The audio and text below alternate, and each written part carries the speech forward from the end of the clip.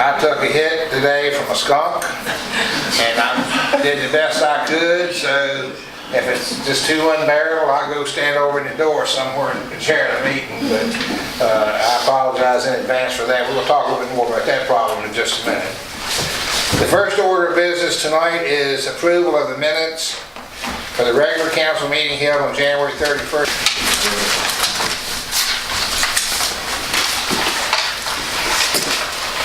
I got a question about $400-some. Is that for the fire trucks too? No, Oh, okay.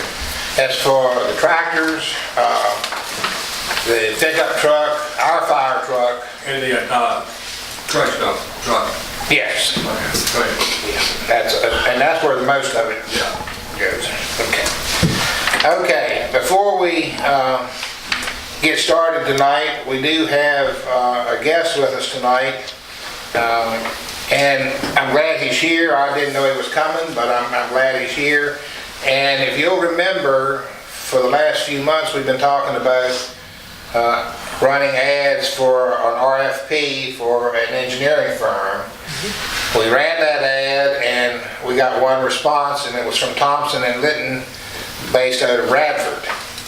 And I asked you all, if you remember last month too, to look over that so that we could take action on it tonight. And I think some of you have. I don't know that all of you have, but anyway, Michael Jeffries is here this evening representing Thompson and Litton, and he just stopped by to talk with us and introduce himself. And he's done a lot of work in the area before. He's from this area. He is the senior project manager, and from what I read in the proposal, you would be the project manager that would be assigned for our contract. That's correct. Is that correct? Your single source contact. You may live to regret that. We're needy. But I appreciate you coming, and he's going to be available. You're going to be able to be here for a while? Yes, sir. When we talk about the proposal, to answer any questions that you might have, or field any comments or anything about what type of services they offer. And from what I read, it looks to me like they're kind of right up the alley of what we need. So we'll talk about that a little bit more at the appropriate time. Thank you for being here. Okay, under my report, a couple of things. And I'm not going to read these because these are items that they're asking for donations of money, and nothing was budgeted for this year, but I just want to put it out there in case council wants to do something. Safe Homes Systems Incorporated is reaching out on behalf of the Safe Homes System and the people we serve. They're requesting to be considered for a contribution. And the way I read this, it may be that they're asking to be considered in next year's budget. But they're asking for a pretty good contribution. They're asking for $5,000 to support all that we do on the behalf of victims and survivors of domestic and sexual violence. Iron Gate is a part of our service area that we provide support to survivors and victims of domestic and sexual violence. Safe Homes is a very good project. It's a very good charity. It's a much needed service when these folks are in time of distress and need. And we maybe council's decision to look at putting a line item in the budget for something for them next year. But it ain't gonna be 5,000. Well, no, we'll talk about that once we get into the budget. But I just want to put it out there for you to be thinking about it. Okay.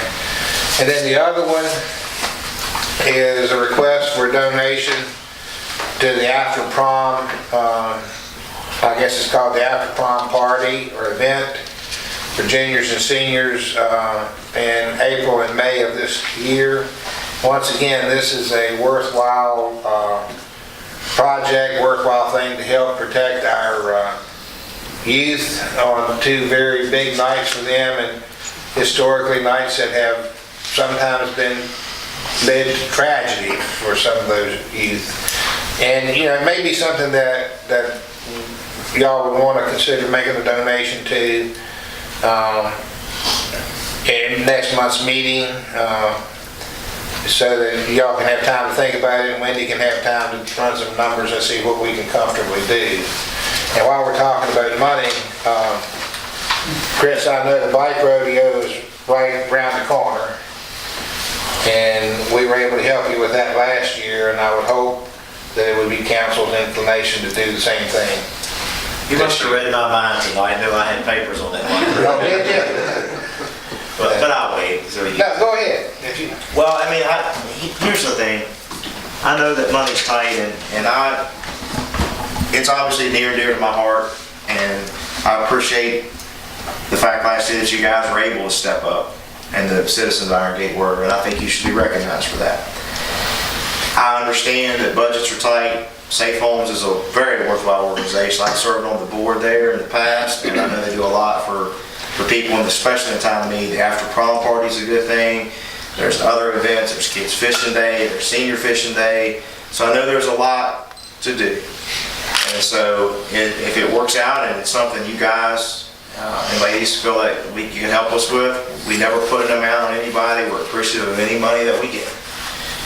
But if it doesn't work out this year, there's no hard feelings. And if you decide maybe we need to do something, I don't want to take away from another organization, because I don't see how you can't say that someone else's project is not worth it. So I will present it to you. The bike rodeo is Saturday, May the 4th, and it's the 23rd annual rodeo. Last year was one of the best we've ever had, and we were pushing nearly 500 kids riding in that rodeo, and it was off the charts. And the number of people that showed up was just, we ran out of drinks twice. So that was a good thing.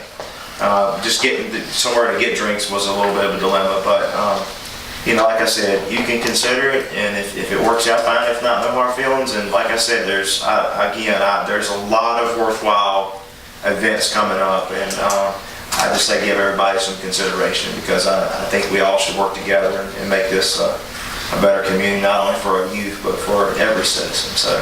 But if you have any questions, it's Saturday, May the 4th, and it begins at 10 o'clock. It's at the Jackson River Sports Complex. So, thank you, Chris. Thank you for everything you did for that. And you made a very good point that I'll elaborate on just a little bit, and that is that every locality in the area has pretty tight purse strings. We've had extremely tight purse strings, and we still have tight purse strings. But we're doing much, much better now than we have been. And we're beginning to see our way clear to take on some of these projects that we've been putting off. The reason you're here tonight is so we can start talking and moving forward with some of these bigger projects that have been put off for so long. And we're all about the community. And while we're elected to predominantly look after the town of Iron Gate, we realize too that we have to be a supportive member of the whole community of the Allegheny Highlands. And hopefully we can start moving more in that direction. Thank you. Thank you. Okay.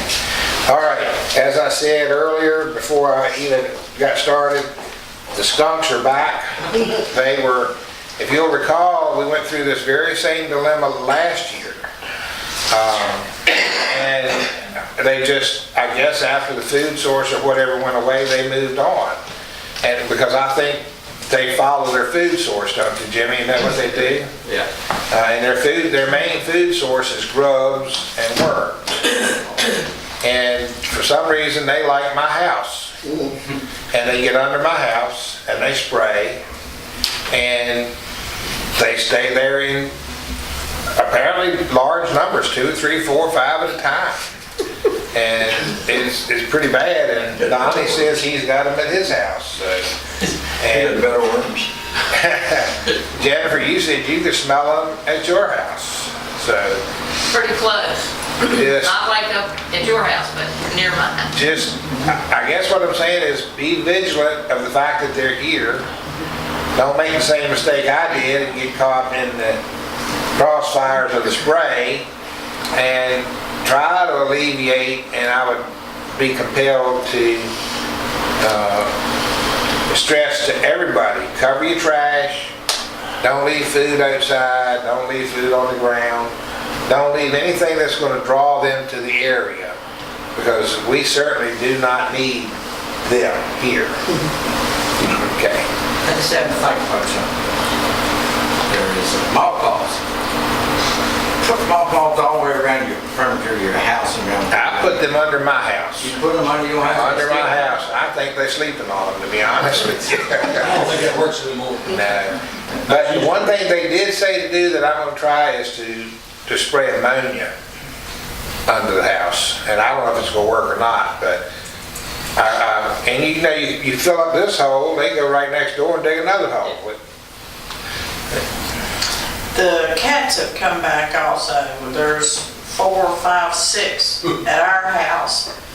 And they're living under that building that's the house next door behind us. They're living under there and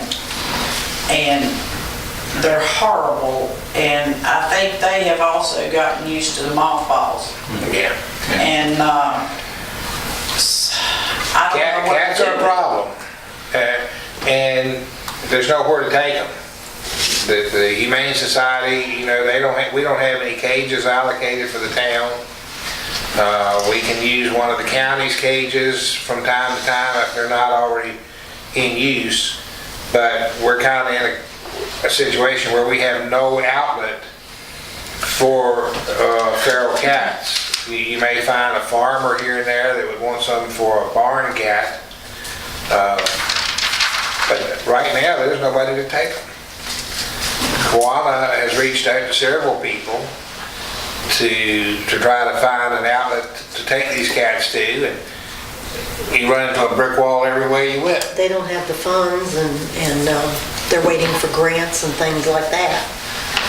So we just try to move them along as best you can.